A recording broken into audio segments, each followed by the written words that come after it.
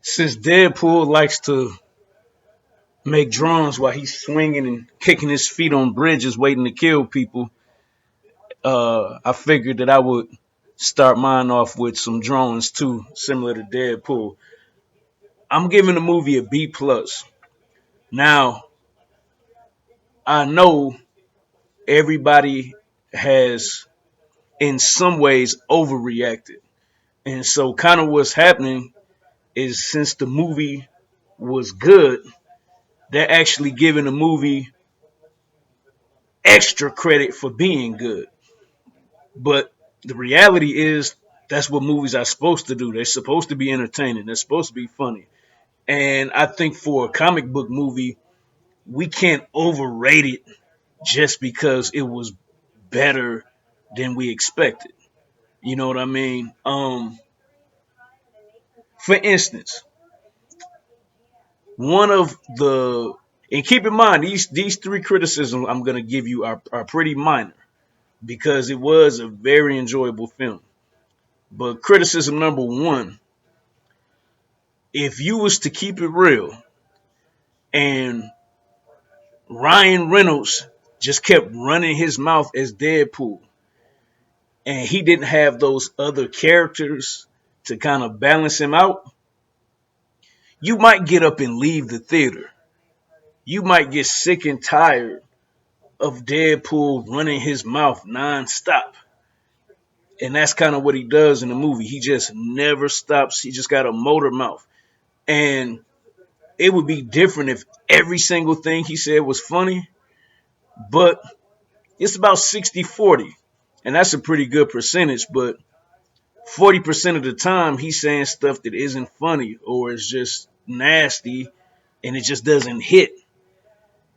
So they did a great job by balancing it out and having other characters there. But without that, I think that you would get tired of Deadpool real quick. So, second criticism. I know that Loki set the bar pretty high. My name is Loki, and I am burdened with glorious purpose. I know he set the bar kind of high. And then obviously Heath Ledger set the bar kind of high with the Joker. But I don't know about y'all, but I just think that the villains in these comic book movies are just they unimaginative. They really don't have that much personality. In the case of Deadpool with Ajax, it's like outside of being super strong, like you don't really see what his power is. And then most of these cats don't even have a strategy. At least with Heath Ledger with the Joker, his strategy was chaos. It was kind of like terrorism. He just wanted everybody in a panic. But yeah, Ajax, to me, it doesn't really seem like, that there's any real goal or game plan. So I'm kind of tired of the comic book movies.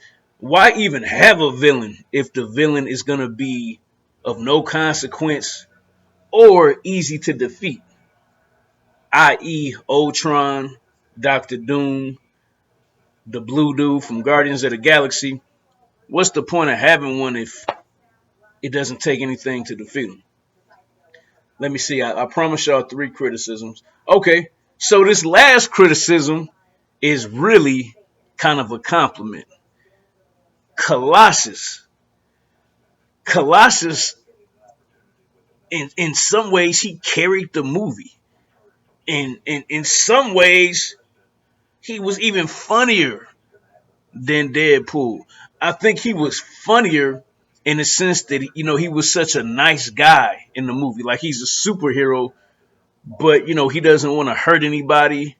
Well, I should say you could tell he wasn't intent on really killing anybody. That's kind of not the X-Men code. He kind of it was almost like he was a Boy Scout, but just a Boy Scout that's about 8 feet tall and 500 pounds that could beat the brakes off of you. But yeah, I kind of felt that he borderline, not all the way, but he halfway stole the movie, and that was a little bit surprising because Colossus didn't have any personality in the rest of the X-Men movies, and here it's like he's right up there with Ryan Reynolds. Um, so I guess the good aspects of this movie is that it definitely wasn't a big universe. Like they were like in the city, they were at a bar, they had a junkyard somewhere, and somehow, without even having that much of a landscape, the movie was still interesting. Like there wasn't a whole lot of set pieces. They didn't travel very far.